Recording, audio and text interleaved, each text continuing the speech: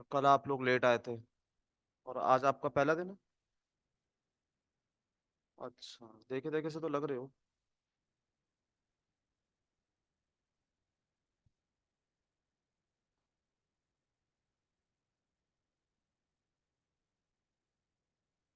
अपने अपने बेरेक्स निकाल लो सब, मतलब फोन के अंदर ही।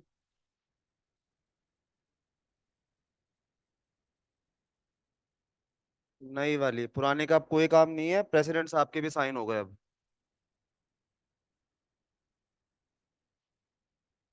सर आप इन्फोर्समेंट डेट ही मानेंगे इसको, है ना, जब साइन हुआ है, या नहीं नहीं मानेंगे? नहीं नहीं, इन्फोर्समेंट डेट तो तब मानेंगे जब सेक्शन 1 के हिसाब, नहीं सेक्शन 2 के हिसाब से जो उसका सेकंड या थर्ड क्लॉज है, जब सेंट्रल गवर्नमेंट नोटिफाई कर दे। और 90% चांस तो यही है कि सेंट्रल गवर्नमेंट इसको 1 जनवरी से नोटिफाई कर देगी। सर अभी भी 90% ही है। 90% ही कह सकते हैं। बाकी इस चीज की तो अब मेरे को और ज्यादा श्योरिटी होने लग गई है कि आरजेएस में आपके नए वाले एक्ट ही आएंगे, पुराने वाले एक्ट नहीं आएंगे। ये 3 के अंदर तो कम से कम। Okay sir. तभी तो। अब देखो, एक्ट पास हो गया, लोकसभा राज्यसभा, जो महामहिम राष्ट्रपति है उनके भी साइन हो गए इसमें। तो सब कुछ तो बन के तैयार ही है, सिर्फ अब इन्फोर्स ही करना है उसको। और नोटिफिकेशन आपका अभी तक से आया नहीं है, तो अब जो भी नोटिफिकेशन आएगा वो नए वाले एक्ट के हिसाब से ही आएगा। वो सब नेक्स्ट के हिसाब से आई थी। अगर ये एमपीजेएस अगर अभी आती ना, तो तो हंड्रेड ये अच्छा परसेंट रहेगा। है ये। या तो आपको 1 महीना ऊपर टाइम देते, ठीक है, या फिर ये आपसे नए वाले एक्ट के हिसाब से ही पेपर लेता है आपका। ये तो क्या है, 1 महीने से ये पीछे रह गए या 2 महीने से ये पीछे रह गए, इस चक्कर में पुराने वाले एक्ट के हिसाब से इनको एग्जाम लेना पड़ रहा है। ठीक है। तो अब बाकी बचे क्या क्या चेंजेस हुए हैं वो अपन कंप्लीट कर लेते हैं आज, कि और क्या क्या चेंजेस हुए हैं आपके भारतीय सर न्याय संहिता में। हाँ। सर भारतीय न्याय संहिता का जो बेयर एक्ट है वो हम्म, अमेजोन पे अभी अवेलेबल हो गया है। सो 6 जनवरी तक डिलीवरी डेट ऐसे बता रहा है, so we can take it now from there. ले सकते हो, क्योंकि अब सिर्फ इन्फोर्समेंट का ही इंतजार है। कोई और चेंजेस तो एक्ट में होंगे नहीं, कोई अमेंडमेंट भी एक्ट में प्रपोज होगा नहीं, वापस पार्लियामेंट में आएगा भी नहीं, तो सिर्फ इन्फोर्समेंट डेट के चक्कर में ही क्यों वेट करते हो। तुम तो स्टार्ट कर दो, तुम्हारा खरीदना वरीदना भी स्टार्ट कर दो और उसको पढ़ना भी स्टार्ट कर दो। ठीक है। तो जो आपके भारतीय न्याय संहिता में, सब ध्यान देना, जो अब एक और जो बहुत बड़ा मेजर चेंज हुआ है वो हुआ है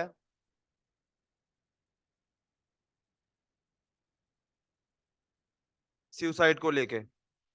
अटेम्प्ट टू सुसाइड कौन से सेक्शन में था? 309, 309 में था। अब अटेम्प्ट टू सुसाइड आपके नए वाले भारतीय न्याय संहिता में है ही नहीं। सुसाइड को लेके सिर्फ 3 ही चीजें हैं आपके नए वाले कानून में। एक तो है अबेटमेंट, किसी चाइल्ड का या किसी अनसाउंड वाले पर्सन का, या फिर अबेटमेंट किसी भी इंसान का। सेम टू सेम है वो तो, जो पहले वाले में थे इस बार नए वाले में भी अबेटमेंट के दोनों सेक्शन सेम है। इस बार जो नया सेक्शन ऐड हुआ है वो हुआ है आपके सेक्शन 226 भारतीय न्याय संहिता में। उसमें यह हुआ है कि अगर कोई भी सुसाइड करने की कोशिश कर रहा है और कोशिश करने के पीछे उसका जो मेन इंटेंशन है वो ये है कि किसी पब्लिक सर्वेंट की लॉफुल अथॉरिटी को प्रॉपरली एक्सरसाइज नहीं करने देना। ठीक है। जैसे पानी की टंकी पर चढ़ते हुए लोग देखे हैं आपने, कि हमें तो ये चीज चाहिए ही चाहिए, हमें तो नौकरी चाहिए ही चाहिए, या हमें तो इस एग्जाम के अंदर एग्जाम की वैकेंसी चाहिए ही चाहिए। बहुत लोग पानी की टंकी पे चढ़ जाते हैं, तो अल्टीमेटली क्या करते हैं, वो सुसाइड करने की तो कोशिश करते हैं। तो सुसाइड करने से डायरेक्ट जो रिजल्ट आ रहा है और डायरेक्ट जो कॉन्सिक्वेंसेस आ रहे हैं वो किसके ऊपर आ रहे हैं? पब्लिक सर्वेंट के ऊपर, कि वो अपनी लॉफुल एक्सरसाइज के अंदर अपना काम नहीं कर पा रहा। तो अगर कोई भी आदमी सुसाइड अटेम्प्ट करने की कोशिश कर रहा है जिसमें पब्लिक सर्वेंट को वो रिस्ट्रेंट कर रहा है लॉफुल एक्सरसाइज करने के लिए, तो ये एक नया सेक्शन आपको भारतीय न्याय संहिता में मिलेगा, जिसकी पनिशमेंट दे रखी है 1 साल, फाइन, या दोनों। बाकी जो अटेम्प्ट टू सुसाइड था आपकी जो आईपीसी के अंदर, वो अब भारतीय न्याय संहिता में नहीं है। ठीक है। अटेम्प्ट टू सुसाइड नहीं है। दो सेक्शन जो सेम अबेटमेंट के थे वो टू सेम है ही। और अटेम्प्ट टू सुसाइड के अंदर पब्लिक सर्वेंट का नाम जोड़ के 226 नया बना दिया एक। ठीक है।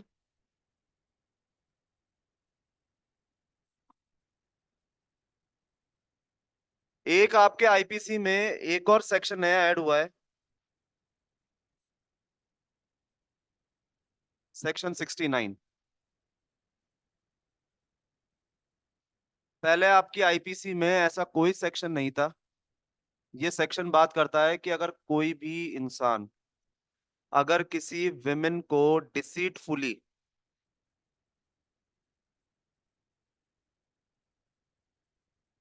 अगर किसी विमेन को डिसीटफुली या किसी विमेन के साथ डिसीटफुली सेक्सुअल इंटरकोर्स करता है under the false pretence of marriage या फॉल्स प्रिटेंस ऑफ प्रमोशन या फॉल्स प्रिटेंशन ऑफ जॉब, बस जो मीन्स होने चाहिए वो डिसीटफुल होने चाहिए।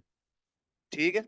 अगर कोई भी मैन या कोई भी इंसान अगर सेक्सुअल इंटरकोर्स करता है विमेन के साथ डिसीटफुली तरीके से, चाहे वो शादी का हो, चाहे वो जॉब का हो, चाहे प्रमोशन का हो, चाहे एक्सजेड किसी चीज का भी हो, तो पहली बार उसकी लायबिलिटी तय करी गई है सेक्शन 69 में। पहले एक प्रोविजन था लेकिन वो प्रोविजन अटैच था किडनैपिंग और अबडक्शन के साथ, तो वो सटीक नहीं बैठ रहा था। ठीक है।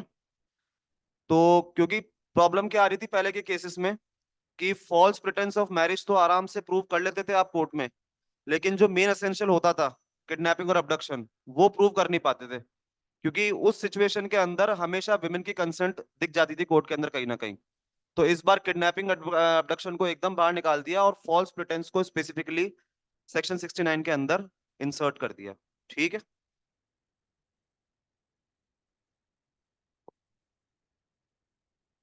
आपका जो डिफेमेशन है वो इस बार आया है सेक्शन 356 के अंदर। ठीक है। डिफेमेशन की डेफिनेशन और एक्सेप्शन की अगर बात करी जाए तो एकदम सेम है।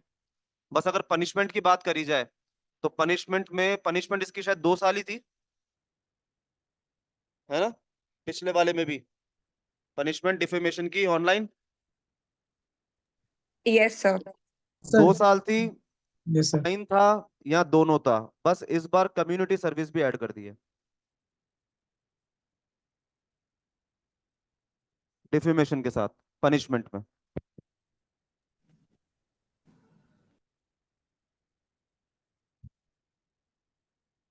और मैं कल आपको बता रहा था ना कि ग्रीवियस हर्ट के अंदर कोई एक नई चीज ऐड करी गई है ग्रीवियस हर्ट के अंदर, तो वो ऐड करी गई है आपके सेक्शन 117 में।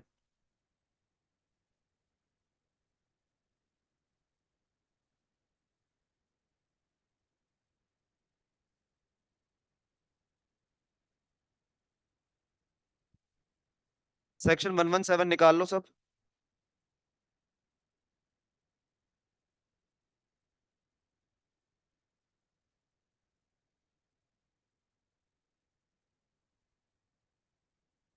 वन वन सेवन का क्लॉज 3, 117 का clause 3। Whoever commits an offense under subsection 1 and in the course of such commission causes any hurt to a person which causes that person to be in a permanent disability। ये पहले ठीक है अपने previous hurt में। हम्म। Permanent disability और इन persistent vegetative state, ये दोनों के दोनों शब्द अपन ने पहले रेप में ही पढ़े थे।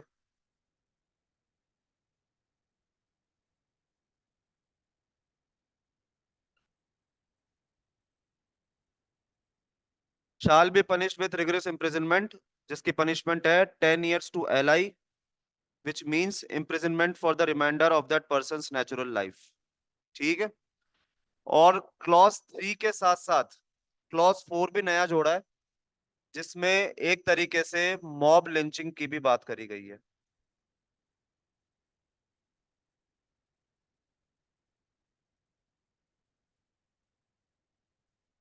वैसे तो जो मेन पनिशमेंट है मॉब लिंचिंग की, अगर किसी इंसान की डेथ हो जाती है, मॉब लिंचिंग समझते हो क्या होता है? मॉब लिंचिंग होता है जब भीड़ किसी इंसान को मार देती है ना। ठीक है। किसी ने पिक्चर देखी है गब्बर, अक्षय कुमार वाली? Yes Yes, sir. sir. Yes, देखिए sir. उसमें जब वो जिसका हॉस्पिटल होता है पाटिल हॉस्पिटल, उसका जो बेटा गाड़ी में आता है, भीड़ उसकी गाड़ी को घेर लेती है। यस ठीक है, सर। वो पिस्टल निकालता है, जो लोग होते हैं उनके ऊपर हवाई फायर करता है। फिर भीड़ धीरे धीरे धीरे धीरे आके गोली चला देती है और किसने गोली चलाई पता ही नहीं होता। ठीक है, इसी को कहते हैं मॉब लिंचिंग। अगर आप लोग जयपुर के हो तो आपने अभी देखा होगा कि बड़ी चौपड़ रामगंज की साइड में दो कम्युनिटीज हिंदू और मुस्लिम में भी झगड़ा हो गया था, जिसके अंदर एक मुस्लिम लड़के का मॉब ने मार दिया था जान से। Yes sir. हाँ। सुना है किसी ने? Yes sir. सब तो एक्सीडेंट का मामला हो गया था। मॉब लिंचिंग के अंदर शुरू से ही अपनी जो लॉ की पोजीशन है वो कभी भी क्लियर नहीं थी, क्योंकि पॉइंट ये था कि एक्चुअली में किसने मारा है ये कभी पता ही नहीं चलता था। ठीक है, और कानून तो सजा उसी को देगी ना जिसके बारे में कानून 100% श्योर हो, बियॉन्ड रीजनेबल डाउट, कि इसी आदमी ने इसके साथ ये अपराध किया है या क्राइम किया है। तो मॉब लिंचिंग का एक सिचुएशन ऐसी थी अपने इंडियन पिनल कोड के अंदर जो कहीं पे भी डिफाइन नहीं थी, कहीं पे भी एक्सप्लेन नहीं थी, किसी भी जगह पे इसकी कोई पोजीशन पिक्चर कोई भी चीज क्लियर नहीं थी। इस बार की भारतीय न्याय संहिता में दो जगह पे मॉब लिंचिंग का डिस्क्रिप्शन दे दिया। एक तो है आपका 117 के क्लॉज 4 में। ठीक है, जहां पे अगर मॉब लिंचिंग से किसी को अगर ग्रीवियस हर्ट हो रहा है, ठीक है, और यहाँ पे ग्राउंड्स भी दे रखे हैं आपको। When a group of 5 or more person,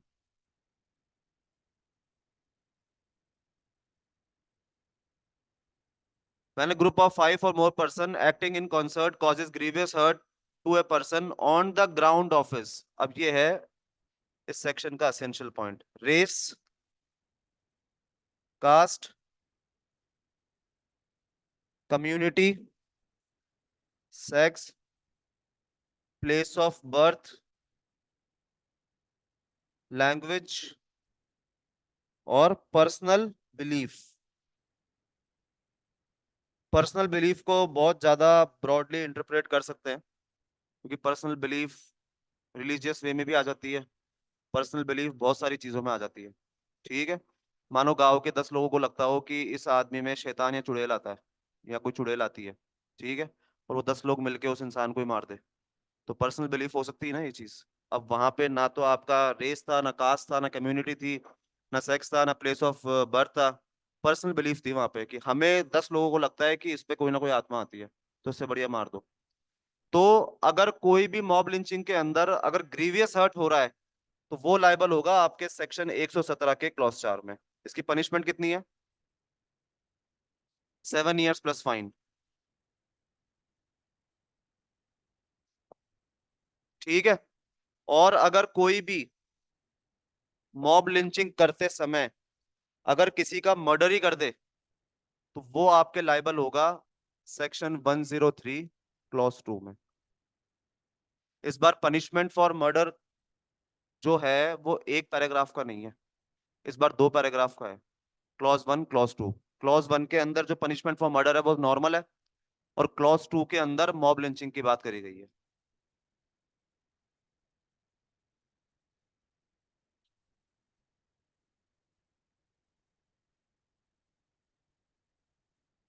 mob lynching के कॉन्सेप्ट है, अगर भीड़ किसी इंसान को ग्रीवियस हर्ट कर रही है तो वो भीड़ किसके अंदर लाइबल होगी?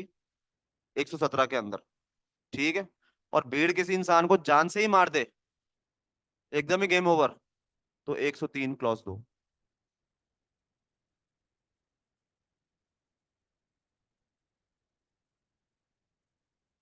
अब 103 क्लॉज 2 पढ़ो।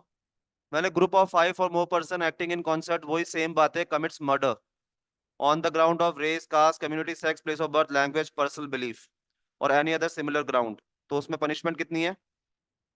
डेथ, LI, जिसका मतलब एंड नेचुरल फाइन। लाइफ, और फाइन। तो मॉब लिंचिंग को कुल मिला के कहानी यह है कि मॉब लिंचिंग को इस बार स्पेसिफिकली डिटरमाइन कर दिया, डिफाइन कर दिया, और आपके आईपीसी के अंदर जगह मिल गई इसको इस बार। ठीक है, क्योंकि बहुत टाइम से एक्चुअली के अंदर डिमांड चल रही थी मॉब लिंचिंग को लेके। अब आ जाओ सेक्शन 72 और 73।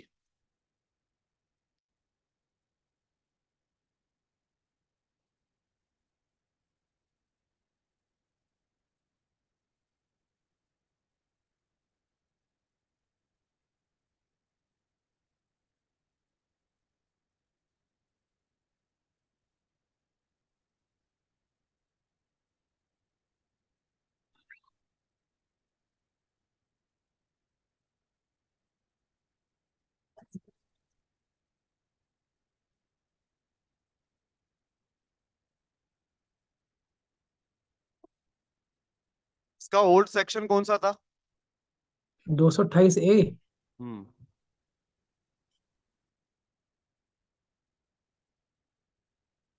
इस बार जैसा मैंने आपको कल बताया था, सारे के सारे सेक्शन जो एक ही कैटेगरी में बिलोंग करते हैं सबको एक साथ ही जाके मर्ज कर दिया। जैसे पहले आपके रेप डिफाइन था 375 में, पनिशमेंट थी 376 के अंदर, लेकिन उसकी आइडेंटिटी डिस्क्लोजर करने का जो सेक्शन था वो था 228 से, जो पहले ही आ गया था। इस बार आपके रेप किस सेक्शन में डिफाइंड है? क्या क्या गैंग रेप 70 में डिफाइन है शायद, 64 63 में रेप डिफाइंड है। ठीक है, 64 में इसकी पनिशमेंट है, 63 में रेप डिफाइंड है, 64 में इसकी पनिशमेंट है, और जस्ट इसी के साथ 72 में इसकी डिस्क्लोजर ऑफ आइडेंटिटी देख रखी है। अब इसके अंदर इन्होंने क्या करा है, थोड़ा सा दिमाग लगाया है। वो ये है कि पहले आपके 228 के अंदर 3 क्लॉज हुआ करते थे। ठीक है, 228 ए के अंदर। अब जो नया वाला बना है तो एकदम सेम, कुछ भी कहीं पे भी एक वर्ड का भी चेंजेस नहीं है। बस फर्क ये है कि जो शुरू के 2 क्लॉज है वो तो है 72, जो लास्ट का तीसरा क्लॉज है वो है 73। समझ में आ गया? Yes sir. 228 से पहले आपका सेक्शन था,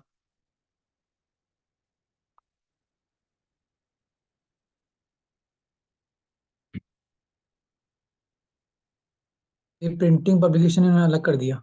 हम्म, तो 228 ए के अंदर डिस्क्लोजर ऑफ आइडेंटिटी की बात कर रखी थी, उसके 3 क्लॉज थे। ठीक है, 2 क्लॉज के अंदर तो वही बात थी कि बिना परमिशन से प्रिंट नहीं कर सकते, ये नहीं कर सकते, आइडेंटिटी डिस्क्लोज नहीं कर सकते, चाहे वो चार्जशीट हो चाहे वो किसी भी चीज हो। जो 228 ए का तीसरा क्लॉज था ना, उसमें दे रखा था कि अगर कोई भी प्रिंट या पब्लिश करता है कोई भी प्रोसीडिंग्स जो कोर्ट में चल रही है, फर्स्ट और सेकंड क्लॉज तो बात करते थे जब तक इन्वेस्टिगेशन चल रही है या जब तक चार्जशीट कोर्ट में सबमिट हुई तब तक की स्टेज पे। क्लॉज 3 बात करता था आईपीसी के अंदर कि अगर कोई भी कोर्ट की प्रोसीडिंग्स को अगर किसी भी जगह पे छाप रहा है जहां पे विक्टिम की आइडेंटिटी कहीं से भी डिस्क्लोज हो गई, तो वो लाइबल थी क्लॉज 3 के अंदर, वो जो इंसान था आइडेंटिटी डिस्क्लोज करने के लिए। तो पहले तो जो भी कहानी थी 3 क्लॉज की वो एक ही सेक्शन में कवर थी। इस बार इन्होंने इसी सेक्शन के 2 टुकड़े कर दिए। जो शुरू के 2 क्लॉज थे वो 72 है, जो तीसरा क्लॉज है वो 73 है। इतनी सी बात।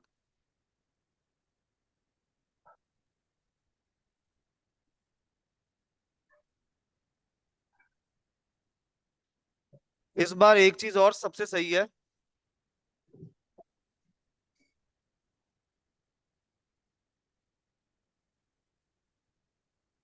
क्रिमिनल ब्रीच ऑफ ट्रस्ट तो अपन ने पढ़ा ही था, पढ़ा था ना। अब क्रिमिनल ब्रीच ऑफ ट्रस्ट के पहले कम से कम 4-5 सेक्शन तो थे। ठीक है, इस बार सिर्फ एक ही सेक्शन के अंदर कहानी खत्म कर दी, सेक्शन 316। इसके अलावा क्रिमिनल ब्रीच ऑफ ट्रस्ट का कोई सेक्शन नहीं है आपके भारतीय न्याय संहिता में।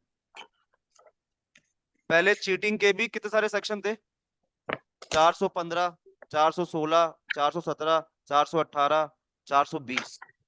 ठीक है, 5 सेक्शन थे। इस बार सिर्फ 2 ही सेक्शन में कहानी खत्म कर दी, 318 और 319।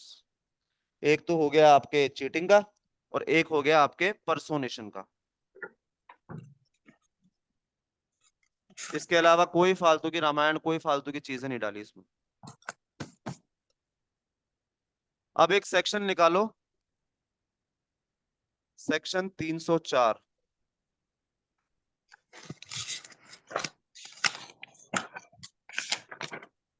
स्नैचिंग।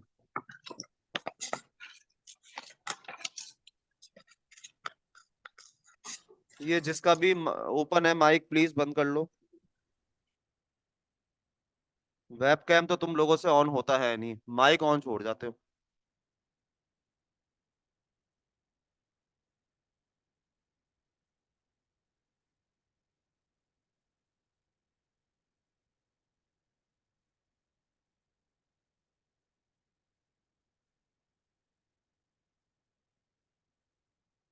स्नैचिंग का मतलब क्या होता है? पहली बार डिफाइन हुई है आपके आईपीसी में जो स्नैचिंग शब्द है। स्नैचिंग का मतलब होता है चलती हुए किसी भी इंसान की चेन तोड़ के ले जाना। ठीक है। पहली चीज तो ये ध्यान रखना, स्नैचिंग हमेशा मूवेबल प्रॉपर्टी पे ही गवर्न करेगा। इमूवेबल प्रॉपर्टी को कोई हथिया नहीं सकता, और अगर कोई इमूवेबल प्रॉपर्टी को हथिया रहा है तो उसको लैंड ग्रैबिंग कहते हैं। ठीक है। तो स्नैचिंग पहली चीज तो मूवेबल प्रॉपर्टी पे अप्लाई होती है। दूसरी चीज, स्नैचिंग का मतलब इन्होंने इस बार भारतीय न्याय संहिता में बता रखा है कि कोई भी थेफ्ट कमिट करने के टाइम पे अगर ऑफेंडर उस थेफ्ट की प्रॉपर्टी को किसी भी जोर जबरदस्ती से अगर छीनने या ले जाने की कोशिश कर रहा है ना, तो उसको बोलेंगे स्नैचिंग। ठीक है। आप बैंक से पैसे लेकर आए, आपकी जेब में गड्डी दिख रही है, दो चोर आए, एक ने पीछे से आपका हाथ पकड़ा, पैसे निकाले और गायब। जो आप रोज पेपर में पढ़ते हो, तीन चार रिपोर्ट तो रोज पेपर में आती है कि किसी महिला की चेन टूटी मंदिर जाते समय, वो सारे के सारे कवर हो जाएगी स्नैचिंग के अंदर। ठीक है। इसके अलावा जो भी चीज कोई भी आदमी चुरा रहा है, जहां पे जो पोजीशन, वो देखो थेफ्ट के अंदर कभी भी फोर्सफुली शब्द का इस्तेमाल कहीं नहीं होता। ठीक है। थेफ्ट के अंदर तो होता है कि कोई भी सामने वाले की मूवेबल प्रॉपर्टी बिना उसके कंसेंट के साथ अगर प्रॉपर्टी को मूव कर रहा है विथ डिसऑनेस्ट इंटेंशन, तो उसको अपन कह देंगे थेफ्ट है। स्नैचिंग के अंदर जो एक असेंशियल चीज है वो यही है कि कर तो वो चोरी रहा है, लेकिन फोर्सिबली किसी भी तरीके से फोर्सफुल एक्शन उसके बॉडी कैरेक्टर में से निकल के बाहर आ रहा है कि वो फोर्स कर रहा है उस चीज को लेने के लिए। ठीक है। तो उसको बोलेंगे अपन स्नैचिंग। तो पहली बार ये इंट्रोड्यूस हुई है आपके भारतीय न्याय संहिता में, और इसकी पनिशमेंट आपको कितनी दे रखी है? 3 साल प्लस फाइन। बाकी कहीं पे कोई भी चीज इन्होंने चेंज नहीं करी। जो थेफ्ट की जो क्या बोलते हैं डेफिनेशन थी, जो पहले थी आज भी वही है। थेफ्ट के अलावा स्नैचिंग को नया डाल दिया। इसके अलावा वही जो चीज थेफ्ट के अंदर पहले थी, क्लर्क वाली, सर्वेंट वाली, वो सेम टू सेम चीज आज भी वही है। अगर ह्यूमन ड्वेलिंग के अंदर थेफ्ट हो रहा है तो पहले भी वही चीज थी, आज भी वही चीज है। ठीक है।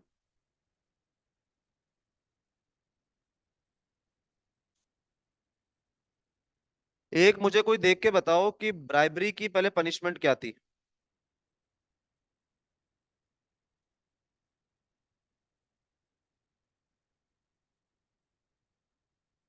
इलेक्शन वाले चैप्टर में मिलेगी आपको।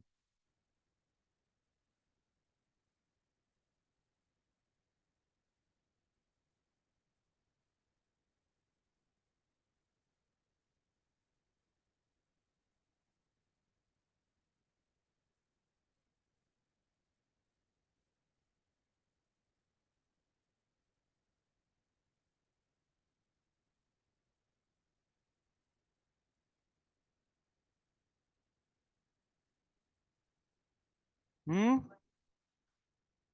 1 ईयर ऑफ फाइन ही है, तो इस बार भी सेम ही है।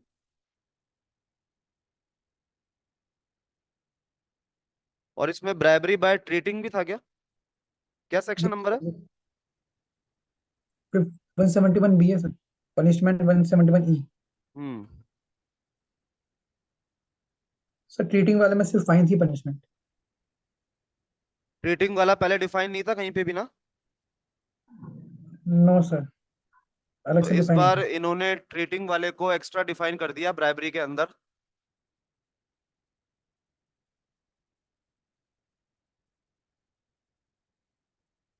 ठीक है। ट्रीटिंग समझते हो? इलेक्शन के टाइम पे अगर कैंडिडेट किसी को खाना वाना खिला रहा है, बढ़िया जीमन विमन कर रहा है, ठीक है, बढ़िया, गांव के लोगों को एक एक बोतल भी पहुंच रही है, पैसे भी पहुंच रहे हैं, बहुत कपड़े वपड़े भी पहुंच रहे हैं, ठीक है, तो अगर कोई किसी भी तरीके की कोई आदमी ट्रीट दे रहा है ना इलेक्शन के टाइम पे, तो वो इस बार पनिशेबल कर रखी है। लेकिन पनिशेबल जो है ये सिर्फ और सिर्फ फाइन से ही है, इसमें जेल के अंदर कोई सजा नहीं है। ठीक है।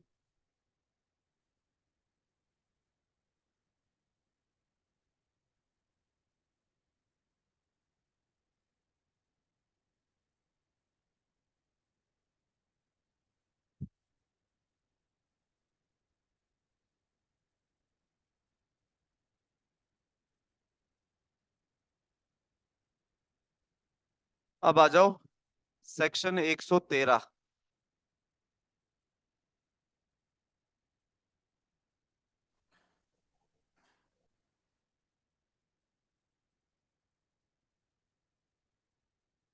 टेररिस्ट एक्ट, ये भी पहली बार ही डिफाइन हुआ है।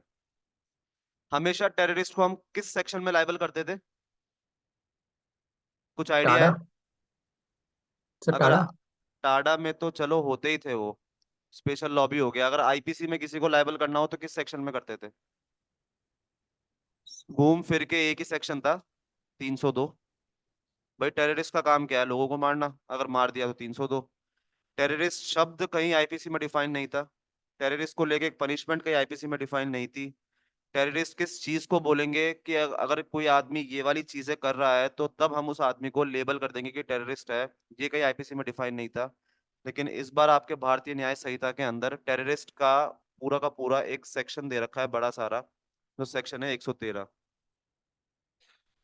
और इसमें मजे की बात यह है कि ये जो टेररिस्ट एक्ट है ये सिर्फ और सिर्फ भारत में या इंडिया में करे हुए एक्ट्स के लिए ही लागू नहीं होता।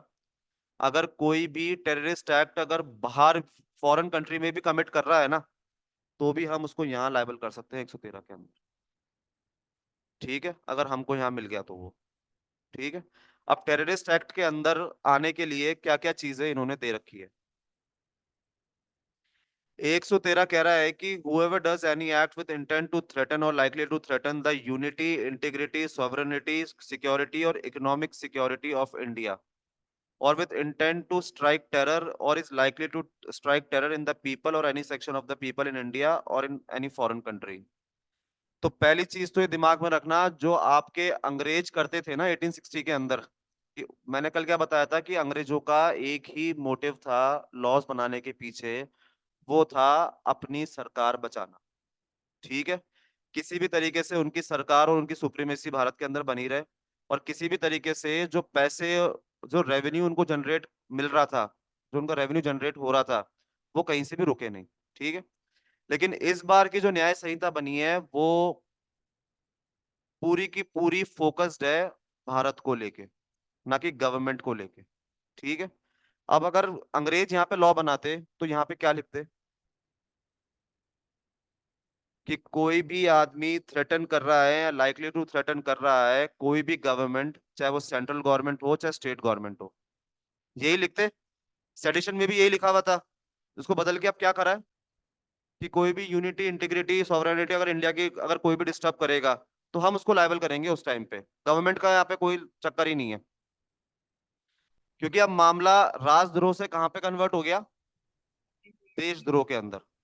ठीक है, तो वैसा का वैसा ही आपके टेररिज्म एक्ट के अंदर भी इस बार आपके नए एक्ट में दे रखा है कि अगर कोई भी यूनिटी, इंटीग्रिटी, सॉवरेनिटी अगर इंडिया की डिस्टर्ब कर रहा है, चाहे वो इकोनॉमिक वे में हो, चाहे वो आपके क्या बोलते हैं सोवरेनिटी के वे में हो, चाहे इंटीग्रिटी के वे में हो, या फिर लोगों के सामने टेरर स्टैब्लिश कर रहा है, डर स्टैब्लिश कर रहा है, तो उसको हम बोलेंगे क्या बोलते हैं, terrorism act.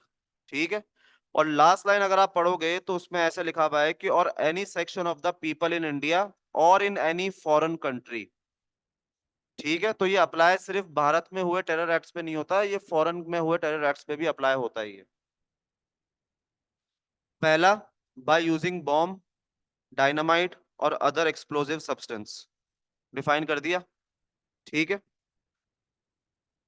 or by any other substance, whether biological, radioactive, nuclear or otherwise, of a hazardous nature or by any other means of whatever nature to cause or likely to cause। पहला, किसी की या तो death हो रही है। दूसरा, किसी की प्रॉपर्टी डिस्ट्रक्ट कर रहे हो आप।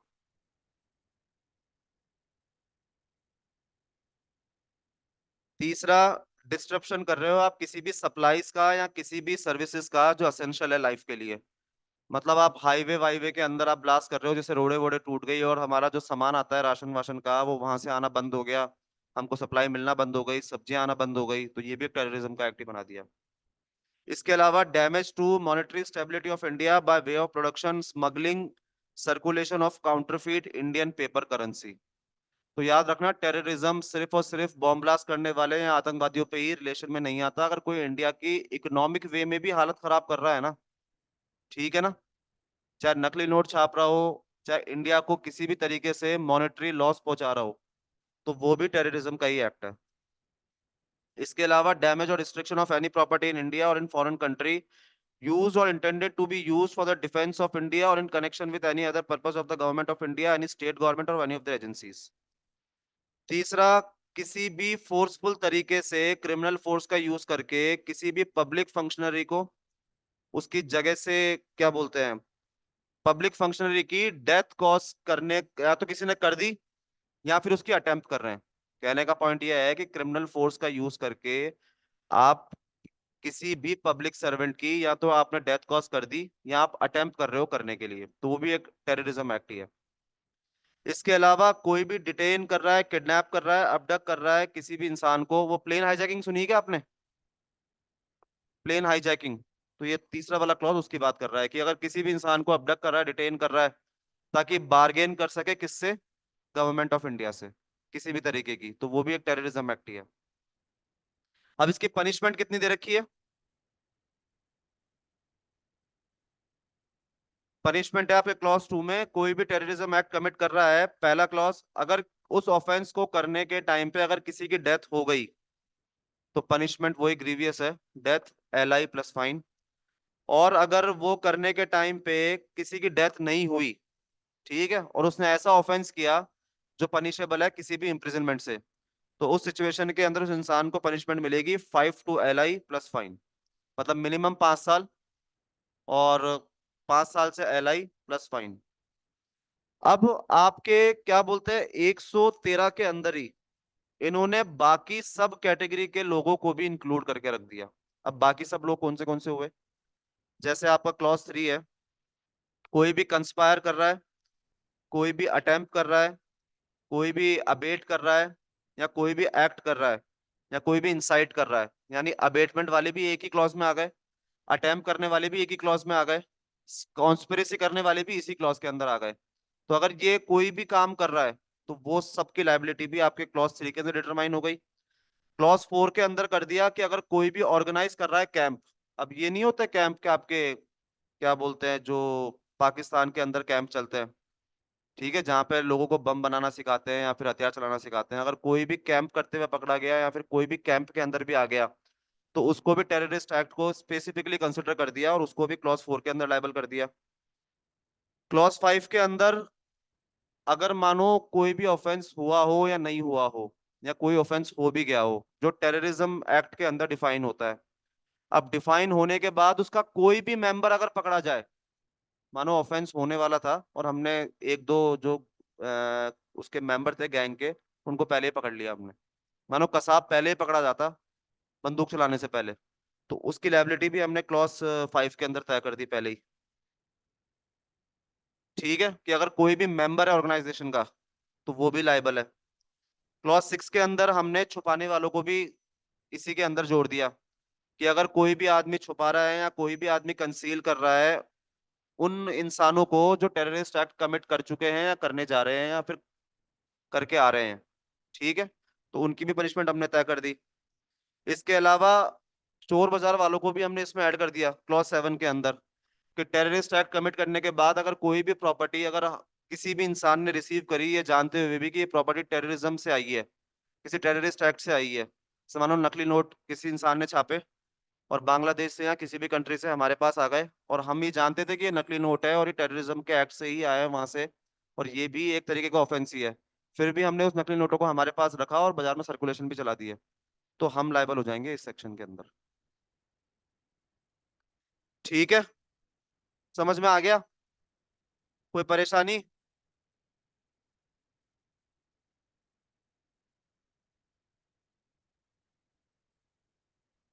सर नहीं नहीं, सबकी पनिशमेंट अलग अलग दे रखी है ना, सबकी पनिशमेंट अलग अलग है। हम्म। सर हम्म। सर जैसे टेररिस्ट के लिए अलग से एक्ट दिया हुआ है, टाडा, और एक टेररिस्ट एक्ट भी दिया हुआ है इन्होंने, तो वो स्पेशल लॉ हो गया। तो अगर कल कोई टेररिस्ट अगर पकड़ा जाता है तो उसको स्पेशल लॉ देखो के अंदर ही प्रायोरिटी दी जाएगी उसको, तो फिर यहाँ पे ऐड करने का मतलब क्या है आईपीसी में? देखो टाडा के अंदर मेरे को कंप्लीट टेररिस्ट श्योरिटी एक्ट नहीं भी है। है, टाडा के हाँ। अंदर कुछ और चीजें भी गवर्न करती है और उसमें डिटेंशन की मेन बात होती है कि टाडा के अंदर पकड़ के ले गए या टाडा के अंदर आर्म्स एक्ट के अंदर लायबल कर दिया। अगर कोई सिचुएशन है जो, जैसे मानो देखो पहली चीज तो ये है कि स्पेशल लॉ और लोकल लॉ में कॉन्फ्लिक्ट होगा तो नॉर्मल सी बात है कि स्पेशल लॉ ही प्रिवेल करेगा, आईपीसी प्रिवेल नहीं करेगा। अब एक बार सबसे पहले तो टाडा देखना पड़ेगा कि टाडा जो इस सेक्शन के अंदर दे रखा है आपके भारतीय न्याय संहिता के अंदर, उससे कितना अलग है, वो मैंने देखा सर नहीं है इसमें तो मैं बता नहीं पाऊंगा। इसमें मैंने अभी देखा था सर, मैंने उसमें से इतना अच्छे से डिफाइन नहीं किया हुआ, जैसे इसमें से 7 क्लॉज दिए हुए हैं ना, उसमें इतना अच्छे से नहीं दिया हुआ। उसमें हाँ। स्टार्टिंग एक दो क्लॉज मैच कर रहे हैं, बाकी सब दिया हुआ नहीं है कि मेंबर भी होगा, ये सब भी होगा। तो तो मतलब ऐसा ये है हो, कि जहाँ तक डिफाइन कर रखा है वहां पे ही हो जाएगा डिफाइन। देखो हमेशा होता क्या है, जब भी कोई टेररिस्ट या कोई बड़े ऑफेंस होते हैं ना, तो उसमें सब एक्ट्स के अंदर कुछ कुछ सेक्शन लगा ही देते हैं हमेशा। जैसे अगर कोई टेररिस्ट अगर पकड़ा जाता है तो वो हमेशा आर्म्स एक्ट में भी जाता है, यस सर। उसको आईपीसी में भी लायबल कर देंगे, उसको टाडा में भी लायबल कर देंगे। अब संजय दत्त था, संजय हम्म। दत्त आर्म्स एक्ट में भी कन्विक्ट था, कन्विक्ट टाड़ा नहीं में। अक्यूज था, टाडा के अंदर हम्म। भी अक्यूज था। जब सुप्रीम कोर्ट का जजमेंट आया था तो टाडा के अंदर तो उसको एक्विटल कर दिया था, यस आर्म्स सर। एक्ट में उसको लायबल कर दिया था, करा था नहीं करा था। तो सिचुएशन के हिसाब से जो चीज अप्लाई होगी वो वैसे के वैसे ही हो जाएगी, है ना। Okay sir. तो कुल मिला के अगर देखा जाए तो आपकी आईपीसी के अंदर, देखो जो नई नई चीजें इंट्रोड्यूस हुई है वो मैंने सारी पढ़ा दी आपको, इसके अलावा कुछ भी नया इंट्रोड्यूस नहीं हुआ।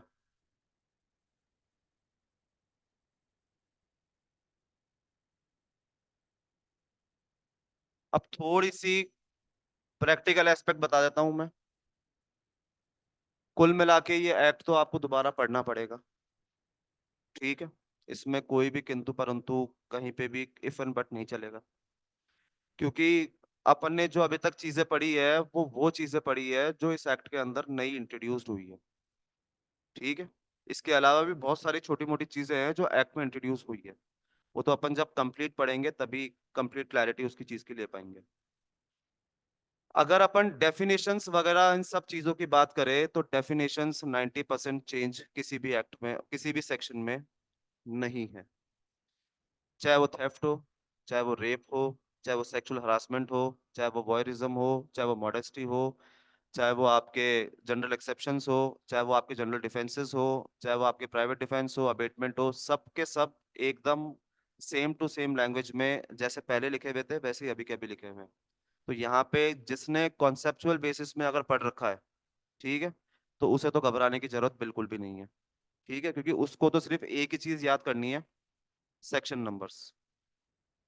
ये बात सही है कि पहले के सेक्शन नंबर में और अब के सेक्शन नंबर में इतना फर्क है कि कंफ्यूजन इतना भयंकर पैदा होगा कि दिमाग तो खराब होगा ही होगा, क्योंकि आज की डेट में हम मानो जो तैयारी 2-2 3-3 साल से कर रहे हैं उनको सेक्शन नंबर इस तरीके से दिमाग में रट गए हैं कुछ कुछ सेक्शन के। तो भाई मैं ऐसा मानता हूँ कि कोई अगर तैयारी 1 साल से भी कर रहा है ना, तो आईपीसी के अंदर अगर 511 सेक्शन भी है ना, कोई अगर तैयारी 1 साल से कर रहा है या कोई अभी अभी लॉ स्कूल से बाहर निकला है एलएलबी करके, उसको 100 से 150 सेक्शन तो ऐसे ही याद रहते ही रहते हैं, चाहे उसको अंदर नहीं पता हो कि पनिशमेंट कितनी दे रखी थी क्या दे रखा था, लेकिन सेक्शन नंबर तो याद रहते ही हैं कि यार मर्डर वहां पे था, रेप वहां पे था, प्रीवियस हर्ट वहां पे था, किडनैपिंग उसके अंदर थी, प्राइवेट डिफेंस उसके अंदर था, सबको याद रहता है इतने सेक्शंस तो, ठीक है, बाकी सेक्शंस तो कोई पढ़ेगा तो याद रखने पे होगा। तो कुल मिला के यही बात है कि ज्यादा इसमें कोई घबराने की आवश्यकता नहीं है, एक्ट तो पूरा ही पढ़ना पड़ेगा, उसमें तो कोई किंतु परंतु है नहीं। बस जितना जल्दी आप पढ़ सकते हो उतना जल्दी इसमें आप पढ़ना चालू कर दो, इंडेक्स जितना जल्दी याद कर सकते हो उतना जल्दी आप लोगों के लिए फायदा है, ठीक है। बाकी ये एक्ट मेरी नज़रों में बहुत ही सिंप्लीफाइड एक्ट है, और इस बार जो आपकी भारतीय न्याय संहिता आई है वो बहुत ही सही आई है as compare to Indian penal code, जहाँ पे हर चीज बिखरी हुई थी, यहाँ पे हर चीज समेटी हुई है, ठीक है। हर चीज के लिए अलग अलग जगह पे, मतलब भारतीय न्याय संहिता के अंदर हर चीज के लिए एक ही जगह पे सारी चीजों का दे रखा है। मतलब पहले तो ये थी कि सेम चीज के लिए जैसे मैरिज की बात करें, ठीक है, वुमेन्स को लेके, तो वो चीजें थी 495, 496, 497, रेप था 4375, डिस्क्लोजर ऑफ आइडेंटिटी थी वहां पे।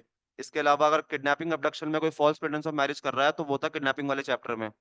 इस बार वो सारी चीजें एक ही जगह पे आ गई, ठीक है, जो काम की नीति उसे फिल्टर आउट कर दिया। तो कुल मिला के इस बार देखे जाए तो आईपीसी के अंदर आपके 20 चीजें तो नई इंट्रोड्यूस हुई है, ठीक है, जो आपको देखनी है।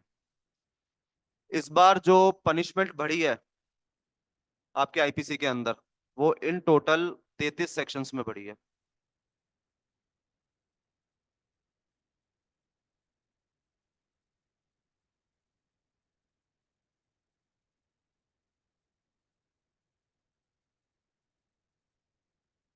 ठीक है, जो आपके अमाउंट था फाइन का, 500 रुपए, 1000 रुपए, 2000 रुपए, इस बार करीब 83 सेक्शंस के अंदर आपका फाइन का अमाउंट बढ़ाया गवर्नमेंट ने, इसलिए भी आपको पूरी पढ़नी पड़ेगी।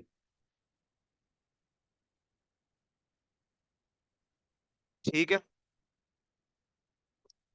जो कम्युनिटी सर्विस आपको आईपीसी में दी है, वो इन टोटल 6 सेक्शंस में दी है।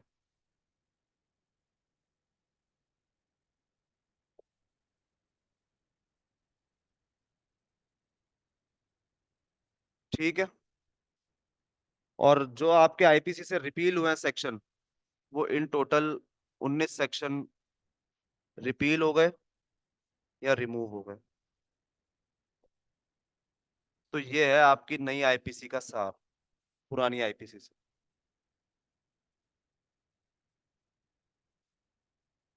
तो कॉन्सेप्ट जिसके स्ट्रांग है उसके दिक्कत सिर्फ 20% ही आएगी, जिसके कॉन्सेप्ट स्ट्रांग नहीं है उसके लिए तो अपॉर्चुनिटी है फ्रेश, कि अब ईमानदारी से पढ़ना चालू कर दे। लेकिन जो पहले से ही पढ़ चुके हैं तो उनको घबराने की कहीं से भी आवश्यकता नहीं है, बस इंडेक्स रटना है। और इस बार इंडेक्स 2, 5, 10 बार देखने से फायदा कुछ नहीं होगा।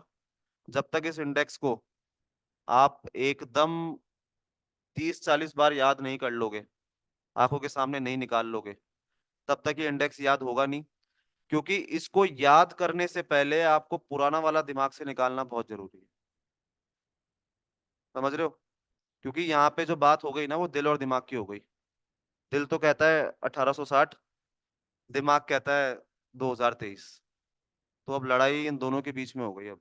ठीक है, तो जितना ज्यादा आप नए वाले एक्ट को पढ़ोगे, उतना ही जल्दी आप 1860 को भूलना चालू करोगे। ठीक है, और किसी को कोई सवाल हो तो पूछ लो, बाकी क्लास मेरी तरफ से ओवर है।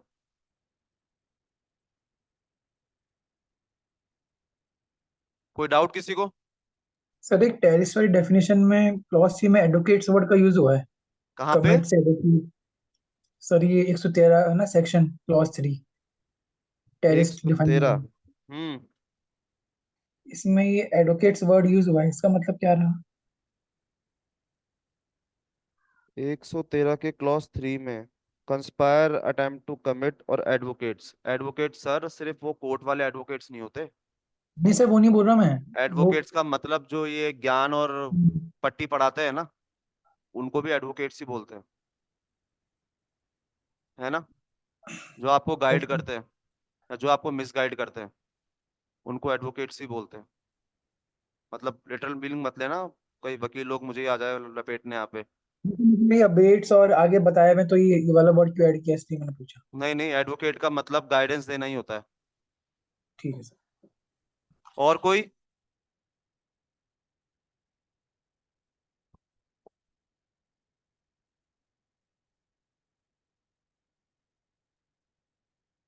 नया वाला एक्ट शायद मैम ने भेज दिया है ग्रुप में। भेज दिया, नहीं भेज दिया? अभी भी कह रहा हूँ, पहला वाला जो एक्ट इंट्रोड्यूस हुआ था पार्लियामेंट में, उसको मत देख लेना। या तो भारतीय न्याय सेकंड वाला, या फिर भारतीय न्याय संहिता जो पार्लियामेंट में लोकसभा में अभी रिसेंटली इंट्रोड्यूस हुआ था दिसंबर के अंदर, वो वाला। उन दोनों में से ही देखना। फर्स्ट वाला जो पहली बार प्रपोज्ड हुआ था, वो वाला मत देखना, क्योंकि वो विड्रॉ हो चुका। तो क्लियर है सबको? कोई परेशानी? No sir. No, sir. Okay, चलो फिर, थैंक यू।